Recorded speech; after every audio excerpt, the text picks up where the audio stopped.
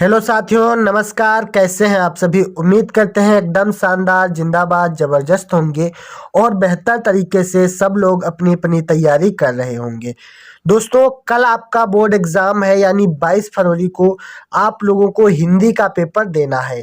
तो आपको हम आज 40 सबसे महत्वपूर्ण बहुविकल्पी प्रश्न करवाने जा रहे हैं। अगर इनको आप लोग तैयार करते हो तो गद्य एवं पद्य से 10 नंबर आपके अभी के अभी पक्के होने वाले हैं। सभी को पता है कि आपके बहुविकल्पी प्रश्न 10 नंबर में पूछे जाते हैं। तो बस आपको ये मात्र 40 बहुविकल्पी प्रश्न तैयार करने हैं। ठीक है, इन्हीं में से आपको पूरे 10 में 10 नंबर दिलवाने की गारंटी हमारी है। अगर नहीं आया तो पढ़ाना छोड़ दूंगा। बस आपको ये वीडियो अंत तक देखना है और ये 40 बहुविकल्पी प्रश्न घोल कर पी जाने हैं। ठीक है, चलिए बिना टाइम वेस्ट किए वीडियो को स्टार्ट करते हैं। लेकिन चैनल पर पहली बार आए हो तो सब्सक्राइब कर लीजिएगा और वीडियो को लाइक जरूर कर दीजिएगा। चलिए स्टार्ट करते हैं सबसे पहले प्रश्न से। क्वेश्चन नंबर 1 दिया गया है, 100 अजान एक सुजान के लेखक हैं। ठीक है, 100 अजान एक सुजान के लेखक आपके बालकृष्ण भट्ट हैं। Option number D right answer हो जाएगा। बालकृष्ण भट्ट 100 अजान एक सुजान के लेखक हैं। उसके बाद में अगला प्रश्न दिया गया है, भारत की एकता के लेखक हैं। तो भारत की एकता के लेखक वासुदेव शरण अग्रवाल हैं। Option number C right answer हो जाएगा। इसी प्रकार से सारे क्वेश्चन 40 देखेंगे, बस वीडियो में अंत तक बने रहिएगा। ठीक है, मैं दावा करता हूं इसी में से आपको पूरे 10 नंबर मिलने वाले हैं, तो बस अंत तक वीडियो को देखना है। ठीक है, अगला क्वेश्चन दिया गया है, कला और संस्कृत को लिखा है, यानी कह रहा है कि कला और संस्कृत को लिखने वाले लेखक कौन है। तो यहाँ पर option number A Vasudev Sharan Agarwal जी कला और संस्कृत के लेखक हैं। इतना आपको समझ में आ रहा है? सभी लोग कमेंट में बताएं कि यहाँ तक बात समझ में आ रही है या नहीं। ठीक है, जिसको भी ये आंसर पता है सब लोग आप अपना स्कोर गिनते रहिएगा और अंत में कमेंट कीजिएगा कि कितने आपको आते हैं इसमें से। ठीक है, आगे बढ़ते हैं। सभी को समझ में आ गया? आगे देखिए क्वेश्चन नंबर 4, क्या भूलूं क्या याद करूं किस विधा की रचना है। क्या भूलूं क्या याद करूं किस विधा की रचना है। अगर आपसे पूछा जाएगा तो आप बताएंगे ये आत्मकथा विधा की रचना है। Option number A right answer हो जाएगा। क्या भूलूं क्या याद करूं हरिवंश राय बच्चन की आत्मकथा है। ठीक है, उसके बाद आगे बढ़िए। अगला क्वेश्चन है, सरदार पूर्ण सिंह किस युग के लेखक हैं। सरदार पूर्ण सिंह किस युग के लेखक हैं। तो आप बताएंगे द्विवेदी युग के लेखक हैं। Option number C. आप लोग हमारी हैंड राइटिंग देखिए, जिस प्रकार से मैंने साफ साफ बहुत अच्छी राइटिंग में लिखा है, सेम टू सेम आपको ऐसा ही लिख के आना है, तभी आपको पूरे नंबर मिलने वाले हैं। ठीक है, इतना याद रखना। आगे देखिए, यहाँ तक किसी को कोई दिक्कत नहीं है। आगे देखिए अगला क्वेश्चन है, कवि वचन सुधा पत्रिका के संपादक हैं। कवि वचन सुधा पत्रिका के संपादक कौन हैं। तो आप बताएंगे भारतेंदु हरिश्चंद्र हैं। Option number A right answer हो जाएगा। भारतेंदु हरिश्चंद्र कवि वचन सुधा पत्रिका के संपादक थे। ठीक है, इतना क्लियर। उसके बाद में देखिए अगला क्वेश्चन है, रानी केतकी की कहानी के लेखक हैं। रानी केतकी की कहानी के लेखक हैं। तो रानी केतकी की कहानी के लेखक ईसा अल्लाह खां हैं। Option number B right answer है इसमें से। ठीक है, उसके बाद में अगला प्रश्न दिया गया है, भाग्य और पुरुषार्थ के लेखक हैं। मोस्ट इंपॉर्टेंट है ये क्वेश्चन। ठीक है, भाग्य और पुरुषार्थ के लेखक आपको ऑप्शन दिए गए हैं, राम कुमार वर्मा, जयशंकर प्रसाद और बालकृष्ण भट्ट और लाला सी दास, और एक इसमें है इनमें से कोई नहीं। ठीक है, तो भाग्य और पुरुषार्थ के लेखक इनमें से कोई नहीं है।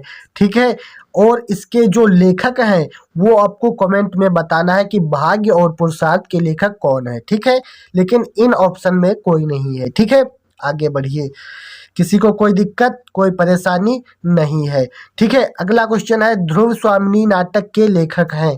ध्रुव स्वामिनी एक नाटक है, इतना याद रखना। अगर आपसे पूछा जाता है ध्रुव सामनी किस विधा की रचना है, तो आप बताएंगे एक नाटक विधा की रचना है। और ध्रुव स्वामिनी नाटक के लेखक कौन है, तो आप बताएंगे जयशंकर प्रसाद हैं। Option number C right answer हो जाएगा। ठीक है, उसके बाद में अगला प्रश्न दिया गया है, श्री चंद्रावली नामक नाटक के लेखक हैं। अब यहाँ पर ध्यान से समझिएगा, जो श्री चंद्रावली है ये नाटक विधा की रचना है, और इसके लेखक कौन है अगर आपसे पूछा गया है तो आप बताएंगे भारतेंदु हरिश्चंद्र हैं। Option number A, Shri Chandravali नामक नाटक के लेखक भारतेंदु हरिश्चंद्र हैं। ठीक है, इतना क्लियर। आगे बढ़ते हैं। अगला क्वेश्चन है, प्रेमचंद्र का उपन्यास है, मोस्ट इम्पॉर्टेंट है। ठीक है, काफ़ी बार पूछा गया है, तो इसको आप लोग बेहतर तरीके से तैयार करिएगा। जैसे कह रहे हैं, प्रेमचंद्र का उपन्यास कौन सा है? तितली, कंकाल, त्यागपत्र, एक तीनों नहीं है। आपका ऑप्शन जो है, ऑप्शन नंबर सी, गोदान जो है प्रेमचंद्र का उपन्यास है। इतना क्लियर है क्या? यहाँ तक बात समझ में आ रही है? सबको बताना है। ठीक है, बताते रहिएगा। जहाँ भी ना समझ में आए वहाँ पर आप कमेंट जरूर कर दीजिएगा। अगला क्वेश्चन दिया गया है, हिंदी का प्रथम मौलिक उपन्यास है। हिंदी का प्रथम मौलिक उपन्यास कौन सा है? तो आप बताएंगे परीक्षा गुरु है। ऑप्शन नंबर बी वाला राइट आंसर है। ठीक है, और यहाँ पर ध्यान दीजिएगा, प्रेमचंद्र का उपन्यास गोदान है, और यहाँ पर तितली और कंकाल ये आपके जयशंकर प्रसाद जी के हैं। ये भी आपसे कभी कभी पूछ लेता है, तो आपको ये भी ध्यान रखना है तितली जयशंकर प्रसाद की रचना है। ठीक है, और यहाँ पर हिंदी का प्रथम मौलिक उपन्यास परीक्षा गुरु है। अगला क्वेश्चन है, परीक्षा गुरु के लेखक हैं। ठीक है, तो परीक्षा गुरु के लेखक लाला श्रीनिवास दास हैं। ऑप्शन नंबर सी वाला राइट आंसर है। परीक्षा गुरु के लेखक कौन है? तो आप बताएंगे लाला श्रीनिवास दास है। मोस्ट इम्पॉर्टेंट क्वेश्चन है। आज अगर आपको ये क्वेश्चन आ रहे हैं तो सो बेटर है, नहीं आ रहे हैं तो एक बार तैयार करिए, जान लगा दीजिए पूरी। आज ही आज है, यही रात अंतिम, यही रात भारी। ठीक है ना, वो वाली कहावत है। तो चलिए आज हम मिलकर फोड़ेंगे, 95% लाख कर रहेंगे। ठीक है, अगला क्वेश्चन है, प्रेमचंद्र की कहानी का नाम है। प्रेमचंद्र की कहानी का नाम मोस्ट इम्पॉर्टेंट है, क्वेश्चन काफी बार पूछा जा चुका है। ठीक है, ये तो इसको ध्यान रखिएगा। प्रेमचंद्र की कहानी जो है वो कफन है। Option number A right answer है, कफन प्रेमचंद्र की कहानी का नाम है। इतना समझ में आ गया या नहीं आया, सभी लोगों को बताना है।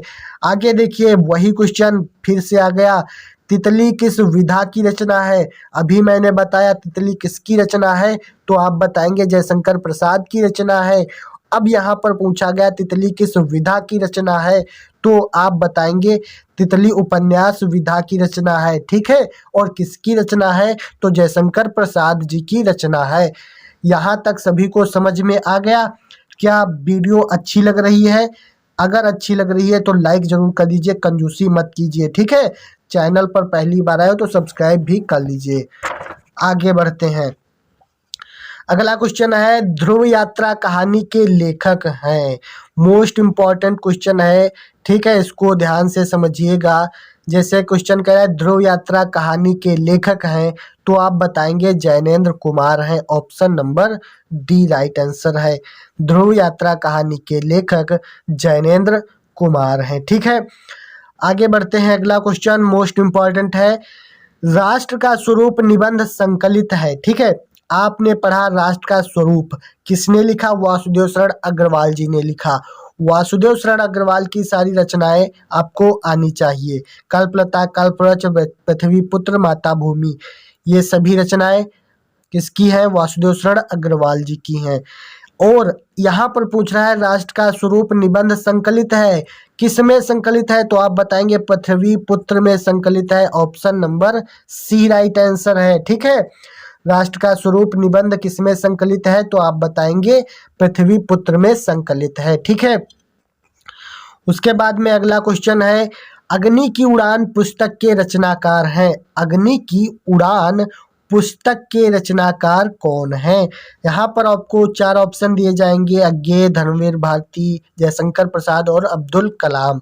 तो यहाँ पर अग्नि की उड़ान पुस्तक के रचनाकार आपके अब्दुल कलाम है। Option number D right answer है। ठीक है, इनको कभी कभी एपीजे अब्दुल कलाम लिखा होता है, लेकिन आपको ध्यान रखना है, कंफ्यूज नहीं होना है। ठीक है, अगला क्वेश्चन बहुत ज्यादा पूछा जाता है। क्वेश्चन दिया गया है संपूर्णानंद द्वारा प्रकाशित पत्रिका है। ठीक है, तो संपूर्णानंद जी द्वारा कौन सी पत्रिका प्रकाशित की गई?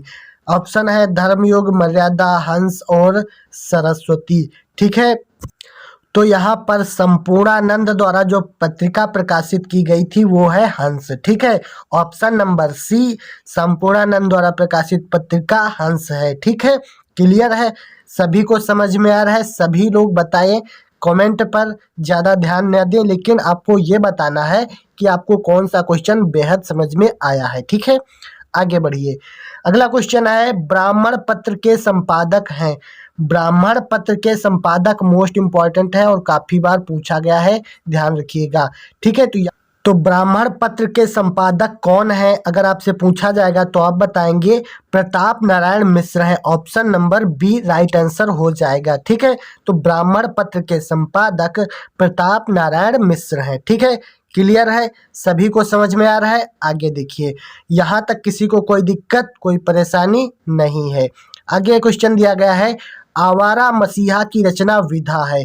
आवारा मसीहा किसने लिखा? तो आवारा मसीहा विष्णु प्रभाकर जी ने लिखा है। ठीक है, आवारा मसीहा की रचना विधा है, तो आप बताएंगे जीवनी विधा है। कौन सी विधा है? तो जीवनी विधा है। ठीक है, क्लियर है, आगे बढ़िए। अगला क्वेश्चन मेरी असफलताएं किसकी रचना है? मेरी असफलताएं बाबू गुलाब राय की आत्मकथा है। मैंने पहले भी बताया है आपको। ठीक है, सभी को समझ में आ रहा है? मेरी असफलताएं किसकी रचना है? आप बताएंगे बाबू गुलाब राय की रचना है। ठीक है, अंतिम रात चल रही है आज, जी जान लगा दीजिए, क्योंकि आज के बाद आपको दोबारा चांस नहीं मिलने वाला है ना। तो चलिए अंत तक वीडियो में बने रहना।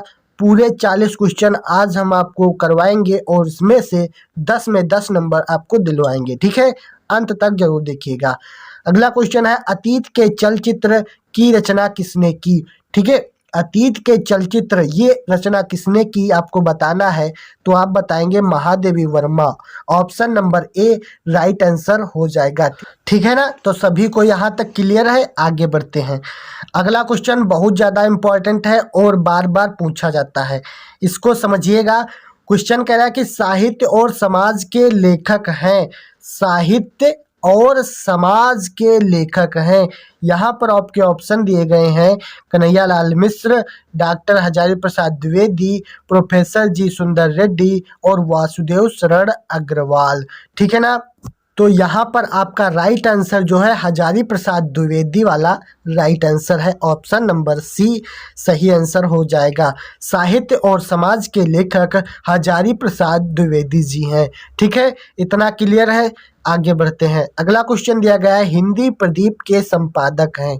हिंदी प्रदीप के संपादक हैं, मोस्ट इम्पॉर्टेंट क्वेश्चन है, इसको आपको अच्छी तरीके से तैयार करके जाना है। ठीक है, अगर आपको इन सभी क्वेश्चन की पीडीएफ चाहिए तो आप नीचे कमेंट कीजिए, मैं टेलीग्राम चैनल पर ये क्वेश्चन डाल दूंगा। ठीक है ना, आगे देखिए, हिंदी प्रदीप के संपादक थे, कौन थे? तो आप बताएंगे बालकृष्ण भट्ट जी थे।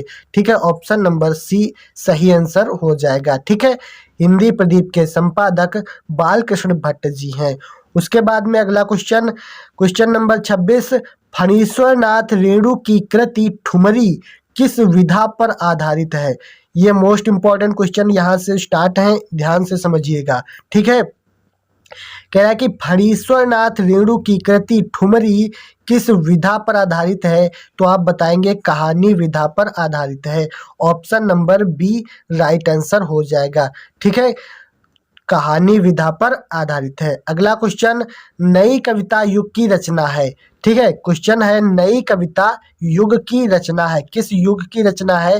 तो यानी नई कविता युग की रचना है, नई कविता युग की कौन सी रचना है? तो आप बताएंगे पुरूरवा है। ठीक है, पुरूरवा। ऑप्शन नंबर डी नया क्वेश्चन है, मोस्ट इम्पॉर्टेंट है, ध्यान रखिएगा, इसको तैयार कर लीजिएगा, बहुत सारे बच्चों को नहीं आता होगा। ठीक है, तो नई कविता युग की रचना पुरूरवा है, पुरूरवा। ठीक है, आगे देखिए क्वेश्चन नंबर 28, राम की शक्ति पूजा कविता के रचयिता हैं। राम की शक्ति पूजा कविता के रचयिता कौन है? यहाँ पर आपको 4 ऑप्शन मिलेंगे, जयशंकर प्रसाद, मैथिली शरण गुप्त, सूर्यकांत त्रिपाठी निराला और अज्ञे। ठीक है, तो राम की शक्ति पूजा कविता के रचयिता सूर्यकांत त्रिपाठी निराला जी हैं। ठीक है, option number B right answer है, सही आंसर है। राम की शक्ति पूजा कविता के रचयिता आपके सूर्यकांत त्रिपाठी निराला जी हैं। अगला क्वेश्चन बहुत ज़्यादा पूछा जाता है, ध्यान रखिएगा, इम्पॉर्टेंट है। कह रहा है कि अष्टछाप के कवि नहीं है। ठीक है, अष्टछाप के कवि नहीं है, परमानंद दास, गोविंद दास, ईश्वर दास और नंददास। ठीक है, तो परमानंद दास तो हैं लेकिन ईश्वर दास नहीं है, तो ऑप्शन नंबर बी वाला सही आंसर है। अष्टछाप के कवि नहीं है तो आप बताएंगे ईश्वर दास नहीं है। ठीक है, आपको क्वेश्चन ध्यान से समझना है, कह रहा है कि नहीं है। ठीक है, तो परमानंद दास होते हैं, गोस्वामी दास होते हैं, नंददास होते हैं। ठीक है, ईश्वर दास नहीं है। क्लियर? आगे देखिए क्वेश्चन कह रहा है कि रीतिकाल की सर्वाधिक महत्वपूर्ण प्रवृत्ति कौन सी है? महत्वपूर्ण प्रवृत्तियां अगर आपने तैयार नहीं की है तो अभी टाइम है, कर लीजिए। ठीक है, पूछा जाएगा एक क्वेश्चन इससे। तो रीतिकाल की सर्वाधिक महत्वपूर्ण प्रवृत्ति कौन है? तो आप बताएंगे श्रृंगारिता है, ऑप्शन नंबर सी वाला राइट आंसर है। ठीक है, रीतिकाल की सर्वाधिक महत्वपूर्ण प्रवृत्ति श्रृंगारिता है। इतना क्लियर? सभी को समझ में आ रहा है या नहीं? आप लोग कमेंट करते रहिएगा। आगे क्वेश्चन देखते हैं, मोस्ट इम्पॉर्टेंट है, ध्यान से समझिएगा। ये क्वेश्चन बहुत ज़्यादा शानदार है, 10 नंबर के लिए आपको इनको ध्यान से समझना है। जैसे कह रहा है कि जीवन और दर्शन के रचनाकार हैं, तो जीवन और दर्शन के रचनाकार आपके संपूर्णानंद जी हैं। ठीक है, जीवन और दर्शन के रचनाकार डॉक्टर संपूर्णानंद हैं, ऑप्शन नंबर सी सही आंसर है। ठीक है, क्लियर? आगे बढ़ते हैं। अगला क्वेश्चन, दीप जले शंख बजे के लेखक हैं। मोस्ट इम्पॉर्टेंट है ये सारे क्वेश्चन, ध्यान से समझिएगा। ठीक है, आप लोग टिक लगे हैं इसलिए कंफ्यूज मत होइए, अभी मैंने इसको एक बार वीडियो बना दिया था इसीलिए टिक लगे हैं। ओके, आगे देखिए, दीप जले शंख बजे के लेखक कौन है? तो आप बताएंगे कन्हैयालाल मिश्र हैं, ऑप्शन नंबर डी वाला सही आंसर हो जाएगा। ठीक है, दीप जले शंख बजे के लेखक कन्हैयालाल मिश्र हैं। ठीक है, उसके बाद में अगला प्रश्न, निम्न में से अज्ञेय का काव्य संकलन है। ठीक है, बहुत ज्यादा पूछा जाता है ये क्वेश्चन, अज्ञेय का काव्य संकलन ये है हरी घास पर क्षण भर, ऑप्शन नंबर बी अज्ञेय का काव्य संकलन कौन है? तो आप बताएंगे हरी घास पर क्षण भर, ये है अज्ञेय का काव्य संकलन। ठीक है, उसके बाद में अगला क्वेश्चन बहुत ज्यादा पूछा जाता है, मोस्ट इंपॉर्टेंट है। ठीक है, क्वेश्चन दिया गया है कि छायावाद की विशेषता क्या है? छायावाद की विशेषता क्या है? ठीक है, तो उसी प्रकार जैसे मैंने अभी बताया था इससे पहले एक द्विवेदी युग के लिए। ठीक है, तो यहाँ पर है छायावाद युग की विशेषता, तो आप बताएंगे सौंदर्य और प्रेम है। ठीक है, ऑप्शन नंबर सी वाला राइट आंसर है, सौंदर्य और प्रेम जो है छायावाद युग की विशेषता है। ठीक है, आगे बढ़िए। अगला क्वेश्चन दिया गया है, बहुत ज्यादा पूछा जाता है कि निम्नलिखित में से दिनकर की रचना है, दिनकर कवि हैं, दिनकर की रचना कौन है? तो आप बताएंगे परशुराम की प्रतीक्षा, option number B right answer है, परशुराम की प्रतीक्षा दिनकर की रचना है। ठीक है, आगे बढ़िए। अगला क्वेश्चन दिया गया है, हिंदी साहित्य का इतिहास लिखने वाले सर्वप्रथम विद्वान कौन हैं? हिंदी साहित्य का इतिहास लिखने वाले सर्वप्रथम विद्वान अगर आपसे पूछा जाएगा तो आप बताएंगे गारसा द तासी हैं। कौन है? गारसा द तासी। ठीक है, नाम थोड़ा अजीब है लेकिन आपको याद करना है क्योंकि बोर्ड एग्जाम में कुछ भी पूछा जा सकता है। ठीक है ना, आगे बढ़ते हैं। उसके बाद में अगला प्रश्न बहुत ज़्यादा इंपॉर्टेंट है, ध्यान से समझिएगा। जैसे क्वेश्चन कह रहा है कि आचार्य महावीर प्रसाद द्विवेदी द्वारा संपादित कौन सी पत्रिका थी। ठीक है, तो आचार्य महावीर प्रसाद द्विवेदी द्वारा संपादित पत्रिका सरस्वती थी। ठीक है, आपको मैंने हंस अभी बताया था किसने संपादित किया, ब्राह्मण किसने संपादित किया, मैंने बता दिया है। ठीक है, अब सरस्वती बची, ये आपके महावीर प्रसाद द्विवेदी द्वारा संपादित है। ठीक है, उसके बाद में अगला क्वेश्चन, निराला की साहित्य साधना के लेखक हैं। निराला की साहित्य साधना के लेखक आपके रामविलास शर्मा जी हैं। Option number A right answer हो जाएगा। ठीक है, इतना क्लियर। आगे देखिए, अगला क्वेश्चन है, आनंद कादम्बिनी के संपादक हैं। आनंद कादम्बिनी के संपादक कौन है, तो आप बताएंगे बद्री नारायण चौधरी प्रेम घन है। ठीक है, उसके बाद में अगला क्वेश्चन, हरी घास पर क्षण भर निम्न में से किसकी रचना है। जैसे मैंने अभी बताया था कि हरी घास पर क्षण भर किसका काव्य संकलन है, तो आप बताएंगे अज्ञेय का है। या फिर आपसे ऐसे पूछेगा हरी घास पर क्षण भर निम्न में से किसकी रचना है, तब भी आप बताएंगे अज्ञेय की रचना है। ठीक है, क्लियर। आगे देखिए, अगला क्वेश्चन मोस्ट इंपॉर्टेंट है और लास्ट क्वेश्चन है, निम्नलिखित में से मैथिली शरण गुप्त की रचना है। मैथिली शरण गुप्त की रचना सिद्धांत है। ऑप्शन नंबर ए सही आंसर है, राइट आंसर है। तो उम्मीद करते हैं यहाँ तक अगर आप लोग वीडियो को देख लिए हैं तो आप लोग हिंदी में 10 में 10 नंबर आप पक्के समझ सकते हैं। ठीक है, जितने ये 40 क्वेश्चन हमने बताए हैं, इनको अगर आप तैयार करते हो तो डेफिनेटली 10 नंबर आपके पक्के हो जाएंगे, इससे बाहर कुछ भी नहीं आने वाला। ठीक है, और आपको मैंने मॉडल पेपर करवा दिया है, मेरे चैनल पर जाइए, मॉडल पेपर देख लीजिए, सेम टू सेम वही क्वेश्चन आपको बोर्ड एग्जाम में मिलेंगे। ठीक है, चलिए हम मिलते हैं आपसे इसी प्रकार की एक और वीडियो में। अगले वीडियो किस टॉपिक पर चाहते हैं नीचे कमेंट में बता सकते हैं।